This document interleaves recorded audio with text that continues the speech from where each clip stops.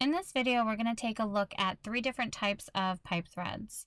The first is BSPP, which stands for British Parallel Pipe.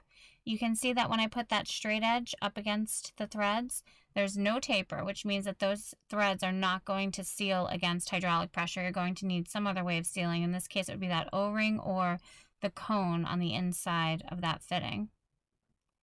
British tapered pipe, you can see that the threads are clearly tapered, smaller near the bottom, and then as you go up, they get thicker, which means that that is how it's going to seal against hydraulic pressure, using those threads. Same thing with NPT, which is National Pipe Thread.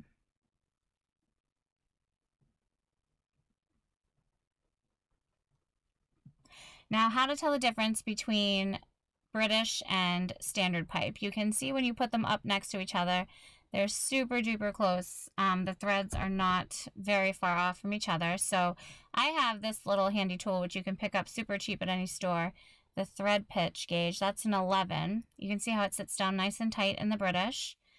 But when you try to put it in the standard, you can push it down, but it just doesn't want to sit properly. Another way, and I always ask whenever I make a hose, what is the hose off of? Because if you hear anything like a JCB or a Kubota excavator or a Takahauchi, you definitely know that you're going to be working on something British. So that's a little hint. NPT is slightly bigger than the British pipe, so it won't screw into a British pipe. So if you have a female British, you could try screwing it in there.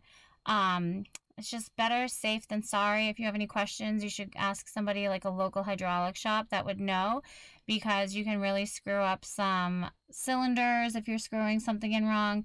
Somebody once told me that cross-threaded is better than no-threaded. I don't really believe that. So just be careful, pick up a thread pitch gauge, and you'll be fine. Thanks for watching.